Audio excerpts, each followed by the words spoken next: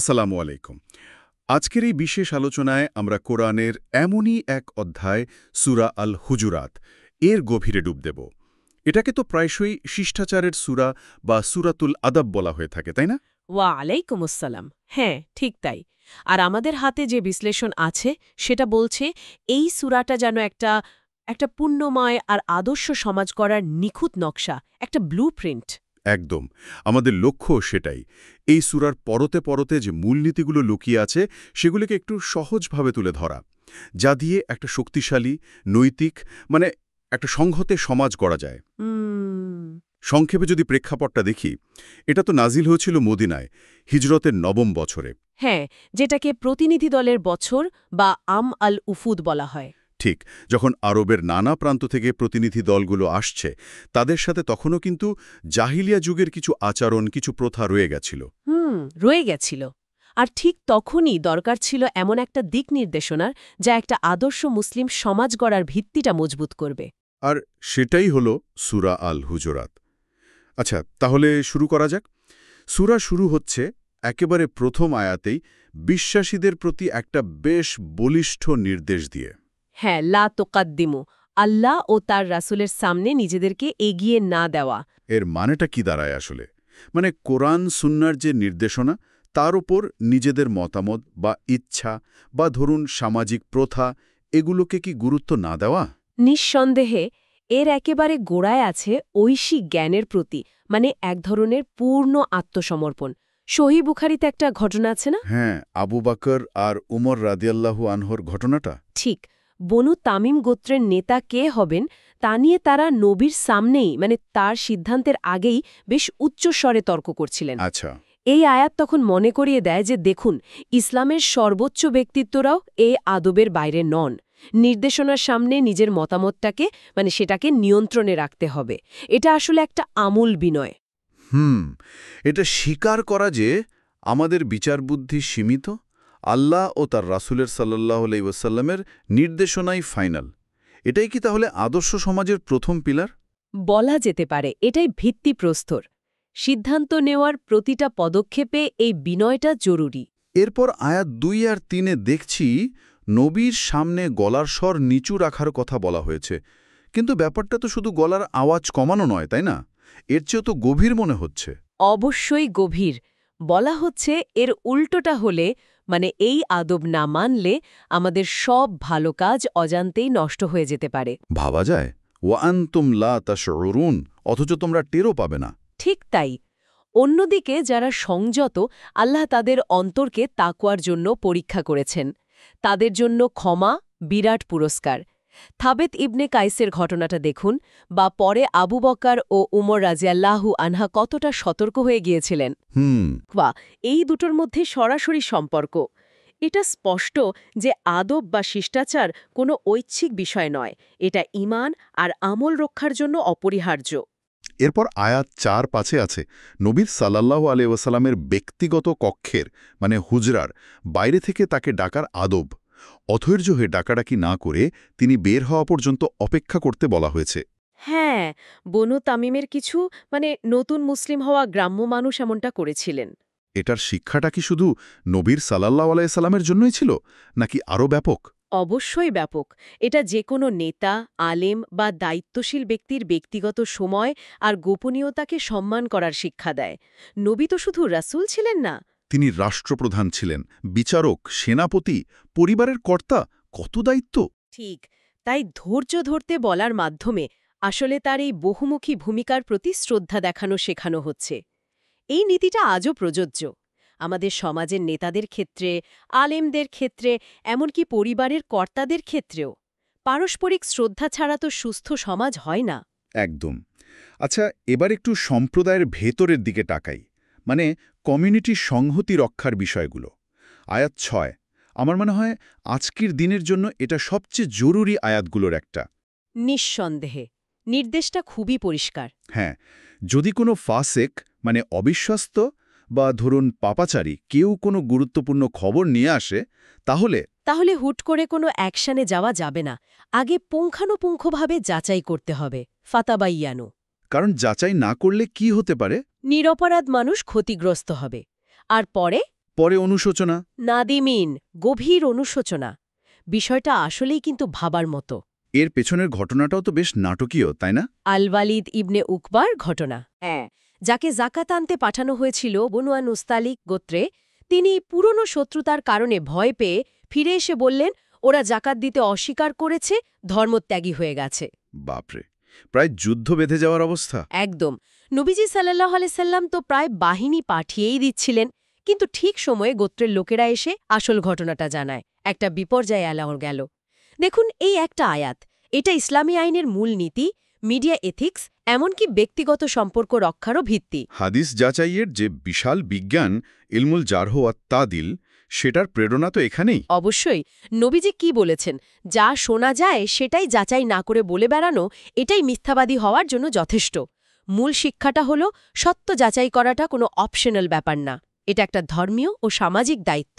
সত্যি বলতে কি, আজকের এই সোশ্যাল মিডিয়ার যুগে যেখানে গুজব ছড়াতে 1 সেকেন্ডও লাগে না, দাওয়ানলের মতো ছড়ায়। ওটা জরুরি। এটা আমাদের তথ্যের প্রতি একটা ক্রিটিক্যাল দৃষ্টি রাখতে শেখায়। সিফ শুনেই বিশ্বাস করা নয়। এটা একরকম ইনফরমেশন লিটারেসির দায়িত্বও বটে। কিন্তু প্রশ্ন জাগে, এই যে এত দ্রুত তথ্যের প্রবাহ, সবসময় কি এত যাচাই করা সম্ভব হয়? খুব বাস্তব প্রশ্ন।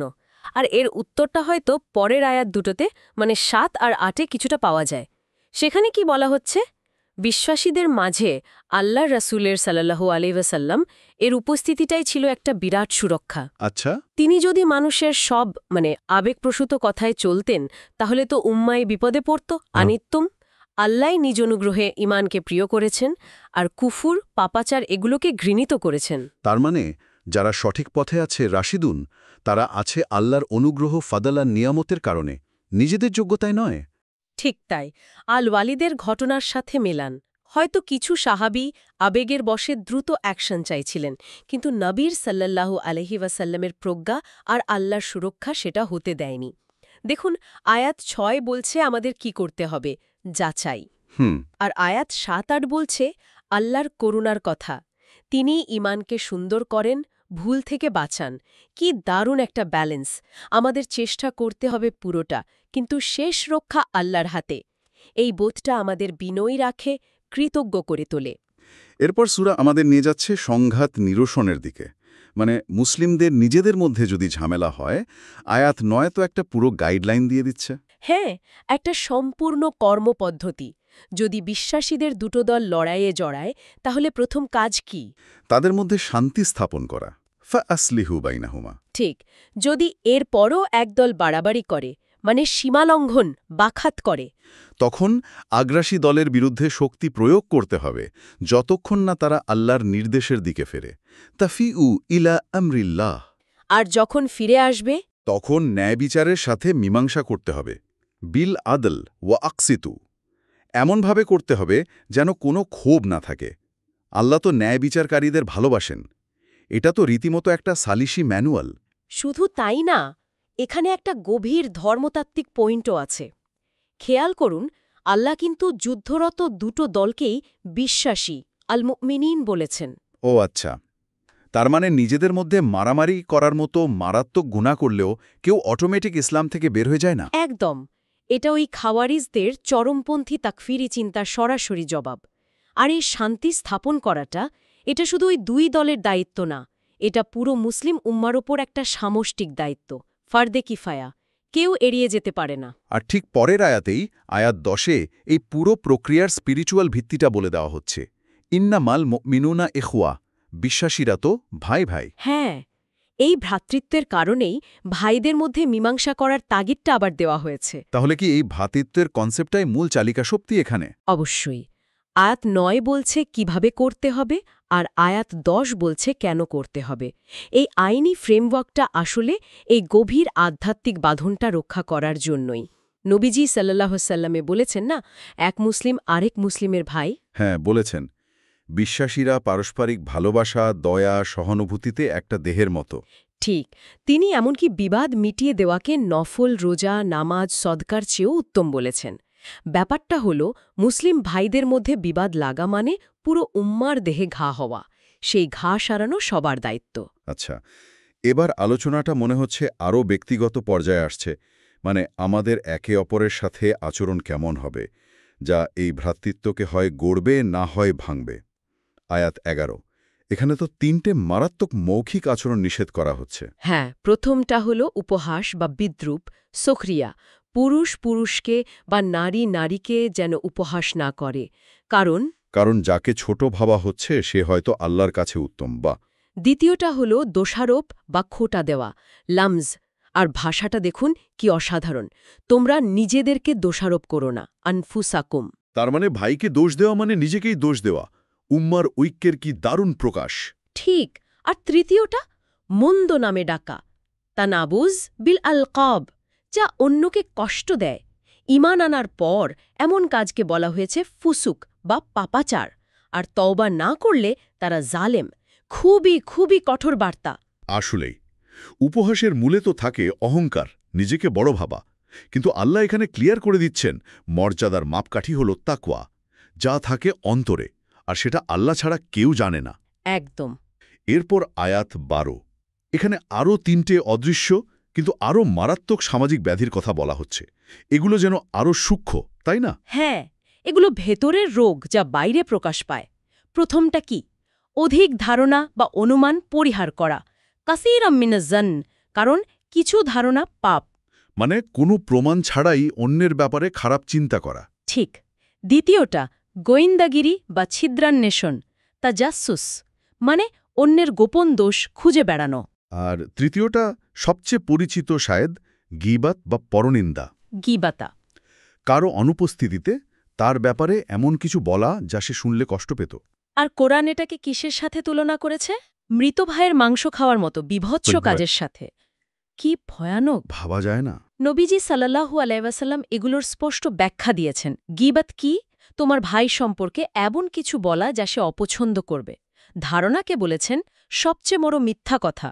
মিরাজে তিনি গীবতকারীদের ভয়ঙ্কর শাস্তি দেখেছেন, তামার নখ দিয়ে নিজেদের মুখ আর বুক খামচাচ্ছে। ভয়ানক। এই 3টে নিষেধাজ্ঞার ক্রমটা দেখুন, একটা সাইকোলজিক্যাল প্রসেস দেখাচ্ছে। রোগটা শুরু হয় কোথায়? অন্তরে, খারাপ ধারণা দিয়ে। হ্যাঁ, জান দিয়ে। সেটা উস্কে দেয় বাইরের কাজে, তা জাসুস বা গোয়েন্দাগিরি। আর সেই গোয়েন্দাগিরির ফসল বেরোয় মুখ দিয়ে, গীবাত।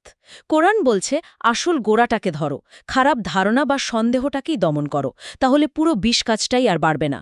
মূল শিক্ষা, অন্যের প্রতি কথা আর কাজ ঠিক করার আগে নিজের ভেতরের চিন্তা আর ধারণাকে ঠিক করা জরুরি।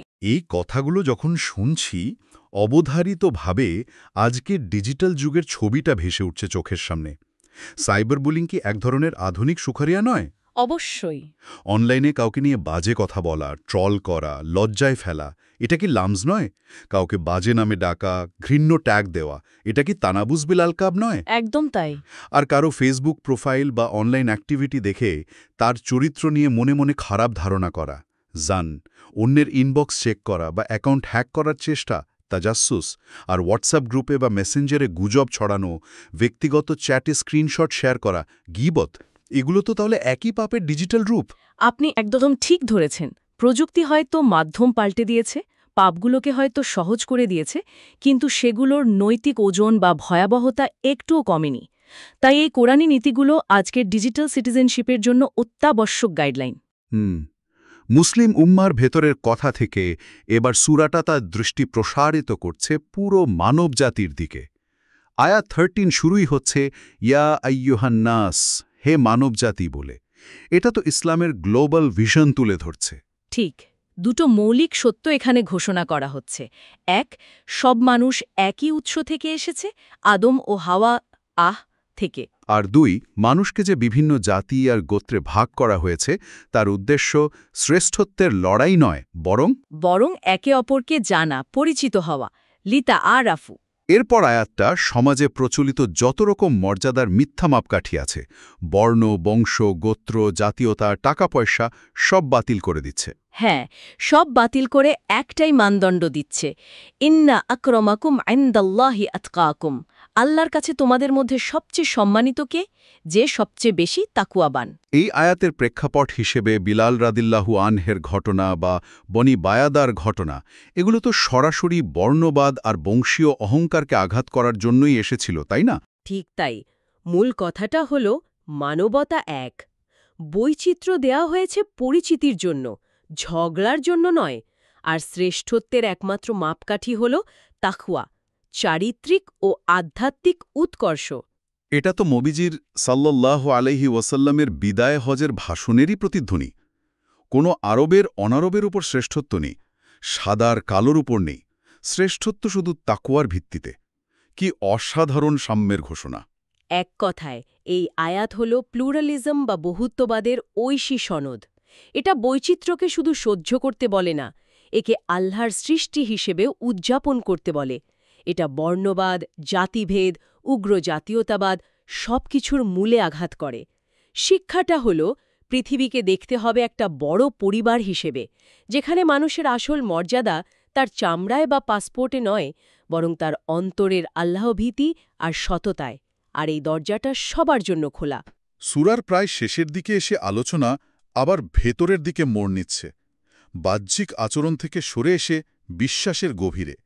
এখানে ইসলাম মানে বাহ্যিক আত্মসমর্পণ, আর ঈমান মানে আন্তরিক বিশ্বাস। এই দুটোর মধ্যে একটা পার্থক্য টানা হচ্ছে, তাই না? হ্যাঁ, আয়াত 14তে কিছু বেদুইন আরব যারা ঈমানের দাবি করছিল, তাদের সংশোধন করে বলা হচ্ছে, তোমরা বলো আমরা আত্মসমর্পণ করেছি, আসলামানা, কারণ ঈমান এখনও তোমাদের অন্তরে ঢোকেনি। বলা হয় বনু আসাদ গোত্রের কিছু লোক দুর্ভিক্ষের সময় বা রাজনৈতিক সুবিধার জন্য ইসলাম গ্রহণ করেছিল।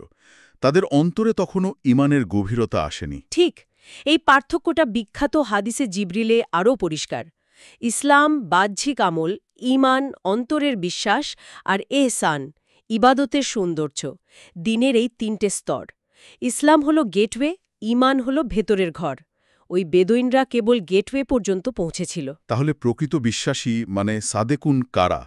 আয়াত 15 তো সেটার সংজ্ঞা দিচ্ছে। হ্যাঁ, তারাই সত্যবাদী, যারা ১ আল্লাহ ও তার রাসূলের প্রতি মনে প্রাণে বিশ্বাস এনেছে, ২ তারপর কোনো সন্দেহে পড়েনি, লাম ইয়ারতাবু, এবং ৩ নিজেদের সম্পদ ও জীবন দিয়ে আল্লাহর পথে সংগ্রাম, জিহাদ করেছে। তাহলে শুধু মুখে বলা বা কিছু রিচুয়াল পালন করাই ঈমান নয়, এর সাথে অন্তরের দৃঢ়তা আর কাজের প্রমাণও লাগবে।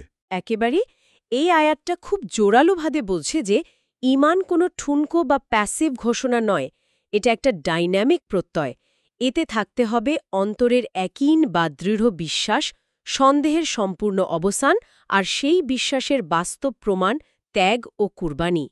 ঈমান হল বিশ্বাস, কথা আর কাজের একটা প্যাকেজ। যাদের জীবন তাদের বিশ্বাসের সাক্ষ্য দেয়, তারাই সাদেকুন। আর এই অংশটা তো সূরার আগের অংশগুলোর সাথেও যুক্ত, তাই না? যাদের মধ্যে এই খাঁটি ঈমান থাকবে, তারাই তো আয়াত 11-12 সামাজিক ব্যাধিগুলো থেকে বাঁচতে পারবে। অবশ্যই, তারাই আয়াত 9-10 ভ্রাতৃত্ব আর ন্যায় বিচার প্রতিষ্ঠা করতে পারবে। সবকিছু ইন্টারকানেক্টেড। সূরা শেষ হচ্ছে 16 থেকে 18 নম্বর আয়াতের মাধ্যমে। এখানে যেন একটা চূড়ান্ত সতর্কবার্তা দেওয়া হচ্ছে। হ্যাঁ, যারা মনে করে যে তারা ইসলাম গ্রহণ করে আল্লাহ বা রাসূলের সাল্লাল্লাহু আলাইহি ওয়াসাল্লামের ওপর কোনো দয়া করেছে, তাদের ভুল ভাঙানো হচ্ছে। আয়াত 16 বলছে, তোমরা কি আল্লাহকে তোমাদের দিন সম্পর্কে শেখাতে চাও? তিনি তো আকাশ জমিনের সব জানেন। আর আয়াত 17 সরাসরি বলছে, ইসলাম গ্রহণকে অনুগ্রহ মনে করো না, বরং আল্লাহ তোমাদের ঈমানের পথ দেখিয়ে অনুগ্রহ করেছেন, যদি তোমরা সত্যবাদী হও। সার কথা হল, হেদায়েত পাওয়াটা আমাদের ক্রেডিট নয়, এটা আল্লাহর পিওর গ্রেস, তার উপহার। এর জন্য গর্ব নয়, বরং আজীবন শুকরিয়া আর বিনয় দরকার। ডক্টর ইয়াসির কাজীর একটা কথা মনে পড়ছে, প্রকৃত মমিন অনেক ভালো কাজ করেও ভয়ে থাকে কবুল হলো কিনা, আর মুনাফিক সামান্য কিছু করেই বা কিছুই না করে ভাবে সে তো জান্নাতি। এবার যদি পুরো সূরাটার দিকে তাকাই, দেখব এটা যেন একটা বৃত্তের মতো। শুরু হয়েছিল আল্লাহ ও রসুলের প্রতি বাহ্যিক আদব দিয়ে, তারপর এলো সামাজিক আচরণ, সংহতির নিয়মকানুন, এরপর বিশ্বজনীনতার কথা, আর শেষে আবার ফিরে এলো একেবারে কেন্দ্রে, অন্তরের গভীরে থাকা সেই আসল জিনিস, মানে খাঁটি ঈমান। ওই বেদুইনদের ঈমানের দাবি কেন টিকল না? কারণ তাদের বাইরের আচরণ আর ভেতরের বিশ্বাসের মধ্যে মিল ছিল না। তাহলে ফাইনাল লেসনটা কি দাঁড়ালো?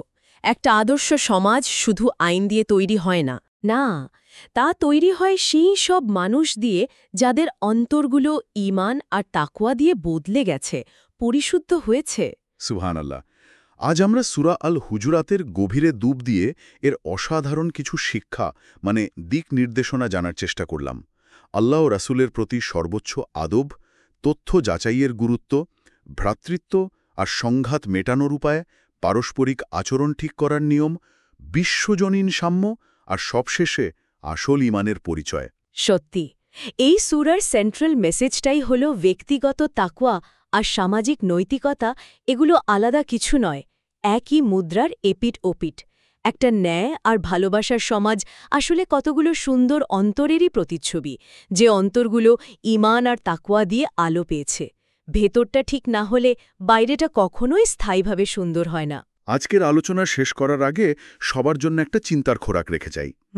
ভাবুন তো, যদি এর মধ্যে শুধু একটা নীতি ধরা যাক, অন্যের ব্যাপারে খারাপ ধারণা জান করা থেকে নিজেকে বাঁচিয়ে রাখা, অথবা কোনো খবর শুনলে সেটা ছড়ানোর আগে একটু কঠোরভাবে যাচাই তাবায়ুন করার অভ্যাস করা। যদি আমরা প্রত্যেকে আমাদের প্রতিদিনের জীবনে, মানে অনলাইন বা অফলাইনে, শতভাগ মেনে চলার একটা আন্তরিক চেষ্টা করি, শুধু একটাই যদি করি, হ্যাঁ শুধু একটাই, তাহলে আমাদের একে অপরের সাথে সম্পর্কগুলোতে, আমাদের পরিবারে, আমাদের সমাজে কি বিশাল একটা ইতিবাচক পরিবর্তন আসতে পারে। এই প্রশ্নটা নিয়ে একটু একান্ত ভাবার আমন্ত্রণ রইল সবার প্রতি। খুবই সুন্দর একটা প্রশ্ন। আল্লাহ আমাদের সবাইকে এই সূরার শিক্ষাগুলো বোঝার এবং জীবনে কাজে লাগানোর তৌফিক দিন। আমিন। আজ এ পর্যন্তই। সবাইকে ধন্যবাদ। আসসালামু আলাইকুম। ওয়ালাইকুম সালাম।